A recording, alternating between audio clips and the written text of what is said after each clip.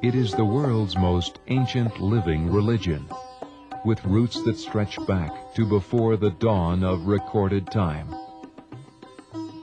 to the Indian subcontinent. With no single founder and no defined organization, Hinduism has survived and thrived through Muslim invasion, British occupation, and the pressures of social change from within.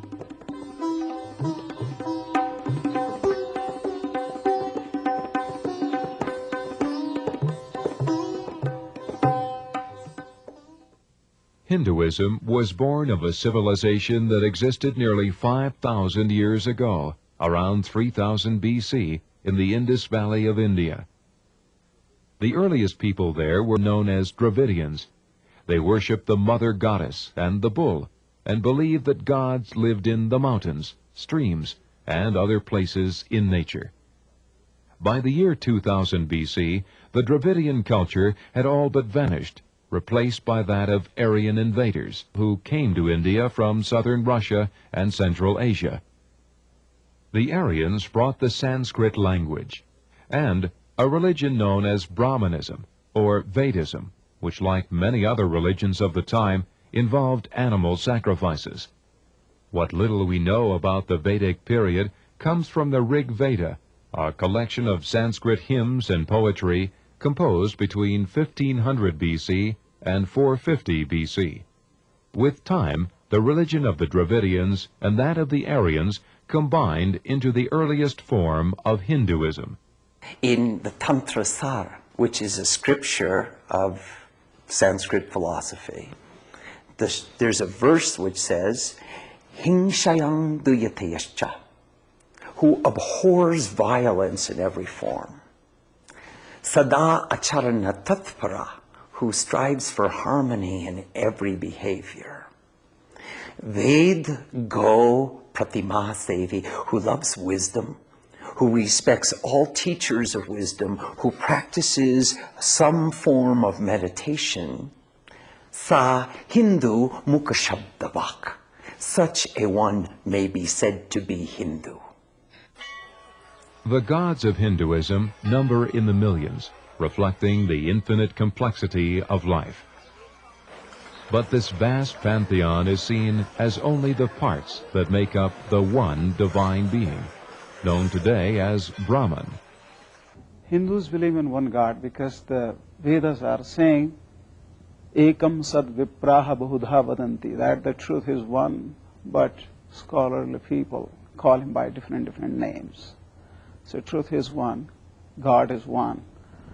But we interpret, that aspect of Godhead differently. And nothing is wrong with that.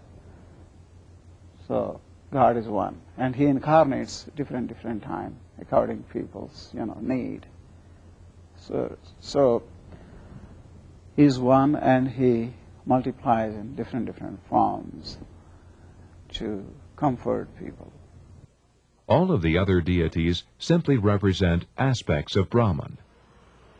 Hindus believe that the deepest essence of the human soul, the true self, is identical with the immortal Brahman.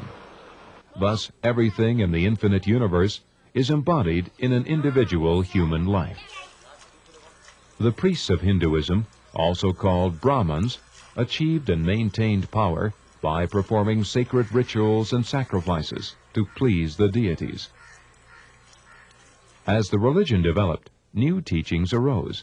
One of the most important of these was that of transmigration of the soul, the belief that all things must be born again and again. During life after life, by following one's dharma, or proper path, it was possible to ascend to higher and higher spiritual planes. I believe in reincarnation, which explains about the human hope to do better, and which makes a person responsible. The person, if there is no reincarnation, if I have money and wealth, everything, I could do anything. I don't have to repay. So reincarnation makes it clear. After many births, one could finally achieve release from the pain of earthly existence. The harsh life of an ascetic or holy man represented the quickest way to achieve release. Many people, both Brahmins and others, left home and went into the forest to meditate, or wandered the roads of India, living a most austere life.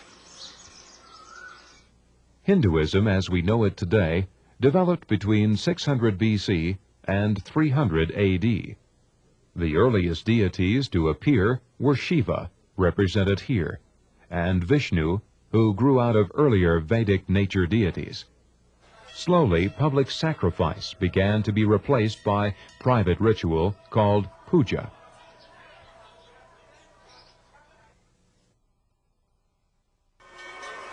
There are approximately 700 million Hindus in the world today.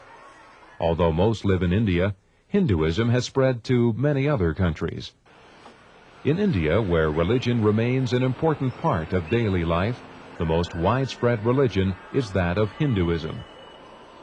Many people begin their day by visiting a temple to do puja, to pray, to meditate, to make sacrifices of flowers, incense, food, or money to the deities. Meditation has a great role in a Hindu life, though not many people practice nowadays meditation due to, lack of time and a lot of responsibilities. Their priorities have been shifted to, modernization. Meditation is the practice of the skill of paying attention. And through practicing meditation, we learn how to learn. We learn how to love. We learn how to respect. We learn how to worship. We learn how to commune, how to become one with whatever it is that we choose to meditate upon. We learn how to enter into union. So meditation is not so much a practice of Hindu philosophy or religion as it is an essential ingredient for life. There are many places considered especially holy, and people go on pilgrimages to do their puja in these places. While most people in India have little material wealth by Western standards, their lives are enriched by their belief in God, as evidenced by their frequently performed spiritual practices. Among the most sacred features of the Indian landscape is the river Ganges. Hindus believe that this river poured from heaven to cleanse the earth of sin. Ganges is the purest river for Hindus, and it is said that if you take bath on specific days, so that will, give you peace of mind and relieve you from the sins you may have accumulated. On the banks of the Ganges, no place is more holy than the city of Varanasi, also called Benares, one of the oldest continuously inhabited cities on the face of the earth. Established by Aryan settlers, it was a center of religious life over 3,000 years ago. Here, millions of Hindu pilgrims come each year to bathe in the sacred waters, to make sacrifices, and to pray. Hindus believe that if death comes in Varanasi, the cycle of birth, death, and rebirth will break, allowing the soul to achieve eternal bliss.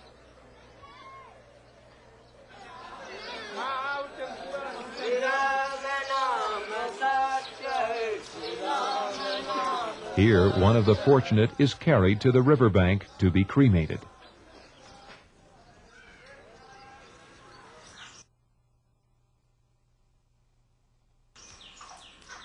A guru is a spiritual teacher, one who has achieved perfect understanding of the principles and teachings of Hinduism. The guru has mastered the inner world of the spirit, and, as a realized being, has reached the top of the spiritual evolutionary ladder.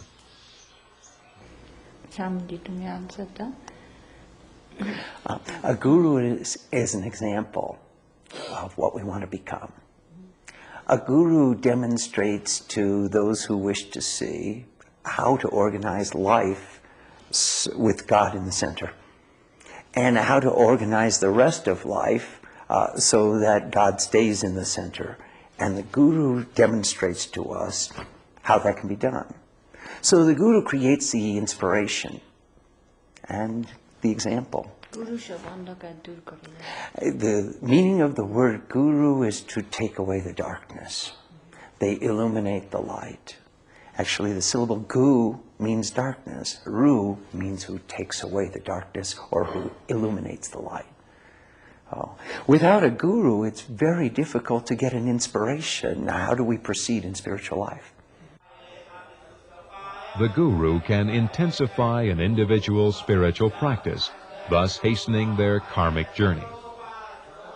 This young man, initiated into monkhood, will live the rest of his life in the service of his guru.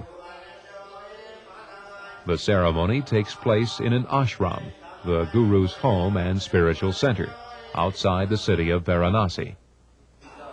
The guru gives his disciple a secret mantra to repeat while meditating, as the young man's mother looks on.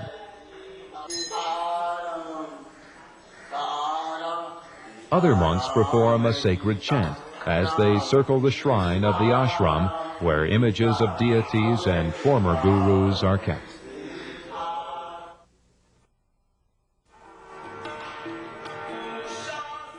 The Hindu temple is a place of personal contact with God.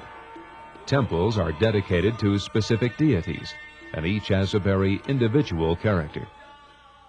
This is a Lakshmi temple in Delhi. Lakshmi is the goddess of abundance and wealth, and her temple reflects that. Temple provides a place where people could come for advice, where people could come to know the specific days for the celebrations. And of course, we Hindus worship deities, so they come and worship their chosen deity, or all of them. So this provides a place for them for different spiritual activities. Hanuman, the monkey god, was a brave and loyal soldier in Indian mythology. Hanuman temples usually have large populations of monkeys which run free.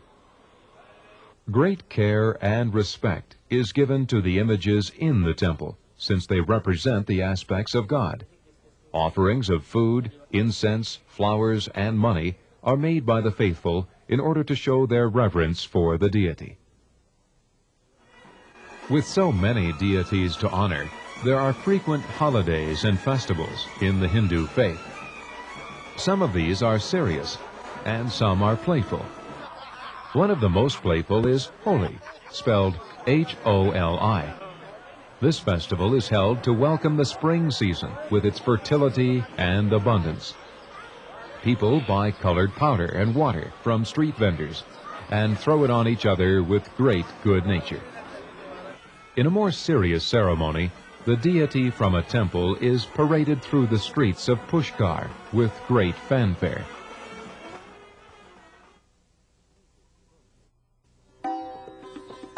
Music permeates the practice of Hinduism. The sitar is one of the instruments most often associated with Hindu sacred music. It is descended from the veena, a three-stringed instrument associated with the goddess Sarasvati, the Hindu goddess of learning and the arts.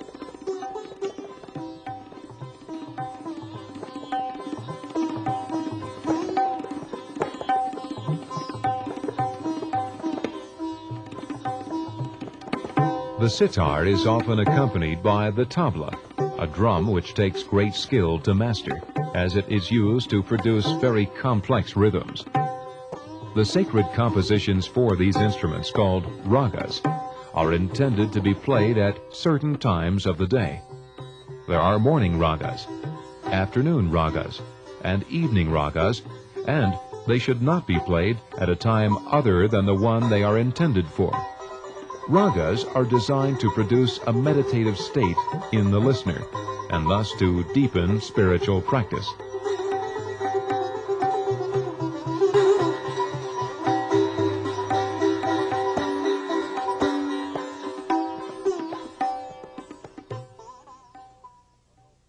Chants honoring the names of God are also performed at different times during the day. Sunrise is a particularly auspicious or important time for prayer and chanting. Pushkar Lake, or Brahm Kund, in the state of Rajasthan, is a holy place where the lotus petals of Brahma are said to have fallen to earth. Here, two men greet the rising sun with an ancient sacred chant. At the same time, a priest performs puja for a visiting pilgrim. There are 52 temples on the shores of this lake, each dedicated to a different deity. Ritual bathing in this sacred water is one of the ways of cleansing the spirit and winning the favor of the deities. Performing puja in a shrine such as this one is another. Many Hindu holy men or ascetics visit places like this as they wander through the countryside on their spiritual journeys. At the temples they are always welcome and find food and shelter.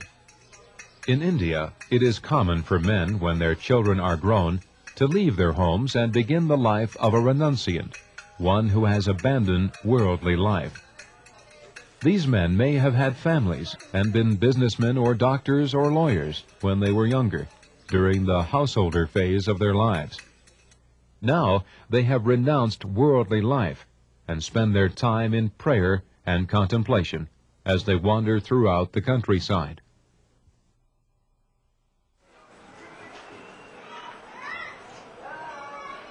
Hindus believe all life is sacred, so they generally are vegetarians, refraining from eating meat, and in some cases from eating any animal products. The cow is seen as particularly sacred because it is the most giving animal. It can be taught to work, helping to till the soil and to pull heavy loads, providing transportation. The cow gives her milk freely, providing a life-giving food, which can be used in many forms. Cows are therefore protected in India and are found in temples and on city streets, as well as on farms.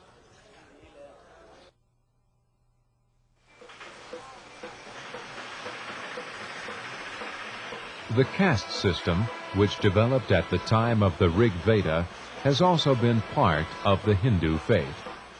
The system evolved from the four orders of society that existed then: priests, princes, traders or merchants, and serfs. The caste to which one belongs is determined by birth. In reality, it has kept Indian society fragmented for thousands of years. A person's caste is passed down from generation to generation and maintained by rules of marriage within one's own caste.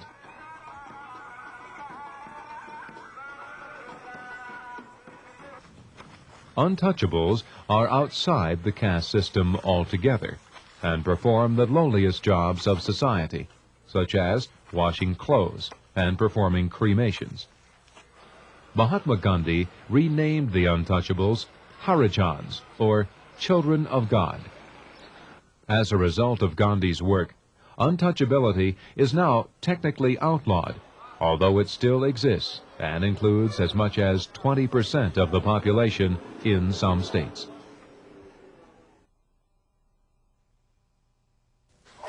In 1000 AD, the first Muslim attack on India occurred.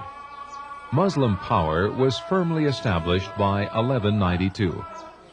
It is a tribute to the resilience of Hinduism that it withstood the rule of the Muslim conquerors of India from the 11th to the 18th centuries.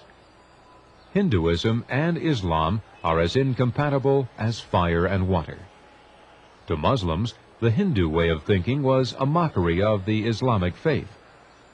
Hindus worshiped thousands of different aspects of God in the form of idols. They worshiped cows. They followed the caste system. And they did not feel a need for converts, since they believed anyone not born a Hindu was excluded from the faith. To Hindus, Muslims had grossly oversimplified the complexity of religious thought. Muslims believed in one God, Allah. They were great proselytizers, spreading their faith by whatever means necessary, including the sword. Islam taught the equality of all people, regardless of skin color or social class, disrupting the caste system. Great violence resulted from these differences, and tens of thousands of Hindus were slaughtered. Their temples were destroyed, and from their very stones, mosques were built in their place. The wealth of the country was carried away by the conquerors. In spite of this, Hinduism survived and flourished.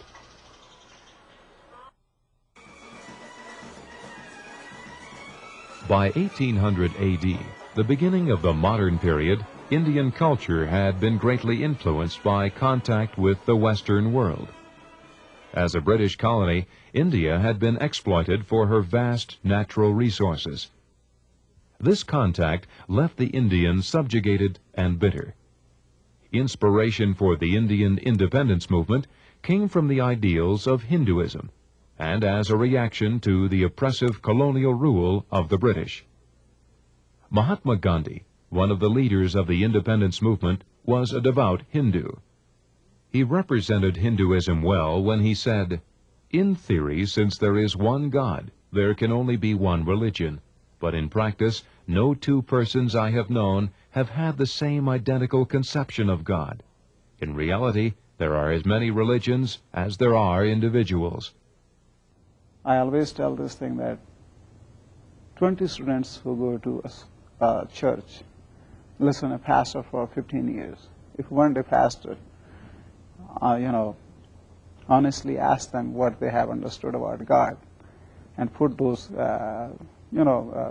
experiences or concepts in 15, 20 lines and provides them a piece of paper and a pen. And if they are given the freedom, they would all write differently about God. Even one brother or sister from same family would write differently, and even the pastor would write different. So how could pastor say to his students who have been taught by him that your concept of God is wrong, mine is right, yet nobody has seen the God? So either you accept all of them, which explains the multiplicity of deities in Hinduism, or you ignore all of them. Gandhi's teaching of non-violent resistance helped achieve Indian independence with a minimum of bloodshed, and then helped to resolve the difficult problem of conflicting Hindu and Muslim interests.